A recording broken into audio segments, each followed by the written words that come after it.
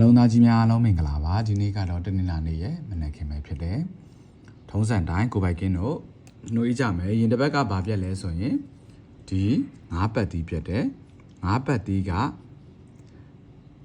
နှစ်ပတ်ဆက်ပြက်ထားတဲ့ပတ်တီးဖြစ်သွားပြီအဲ့တော့ဒီတစ်ပတ်ပြက်ရင်ပတ်တီးက3ချိန်မြောက်ပြက်တဲ့ပတ်တီးဖြစ်မလားဆိုတာစောင့်ကြည့်မယ်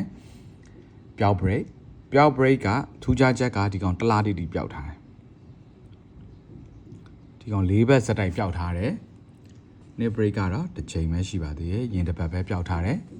ဒီ9 break က2ချိန်ပျောက်ထားတယ်ဒါတွေကအရင်တစ်ပတ်ပျောက်ကနန်းနေရင်တစ်ပတ်ပျောက် break တွေကိုနှလုံးသားကြီးကိုပြန်ပြီးနှွေးရဖြစ်တယ်ဒီ26ရက်နေ့30ရက်အထိတစ်ပတ်စာကောင်းတဲ့ပတ်တီးတွေကတော့အားကောင်းပတ်တီးတွေက2 4 6 8 9ဆိုတဲ့ပတ်တီးတွေဖြစ်တယ်လုံသားကြီးများကယူသုံးနိုင်တယ်မပြောက်တော့ဘူးဆိုပြီးတော့ပြောတာမဟုတ်ဘူးနှလုံးကဒူးဒီကဘာမှမဆိုဖြစ်သွားနိုင်တယ်နှလုံးသားကြီးပိုသိမှာပါအဲ့တော့နှလုံးသားကြီးကချင်းချင်းကယူပါ3ပါဒါကတော့ YouTube 6ခွက်ဖြစ်ပါတယ်ကိုပိုက်ကင်းကိုမတင်ပေးဘူးလားလို့လာမင်းနဲ့နှလုံးသားကြီးတွေအားလုံးကိုတင်ပေးလိုက်ပါတယ်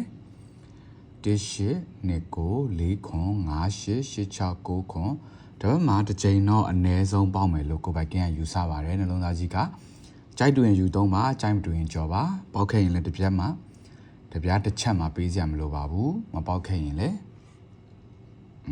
ကုံပေါ့ကွာဒါတွေကိုပိုက်ကင်းစီမှာဒါရတယ်ဒီတစ်ပတ်ရတဲ့3ကတ်ဖြစ်တယ်တစ်ပတ်စာကတ်ရမယ်9000စာကလေးကိုရ4000 M3 က3000ဆိုပြီးရမယ်လုံသားကြီးများအားလုံးယခုတစ်ပတ်ကိုထိုးရနဲ့ထွက်တာနဲ့အားလုံးတိုက်ဆိုင်၍အမျက်ငွေအများကြီးရပါစေလို့ဘိုက်ကင်းကဆုတောင်းပေးလိုက်ပါတယ်ကျမ်းမာပါစေချမ်းသာပါစေကံကောင်းပါစေပျော်ရွှင်ပါစေ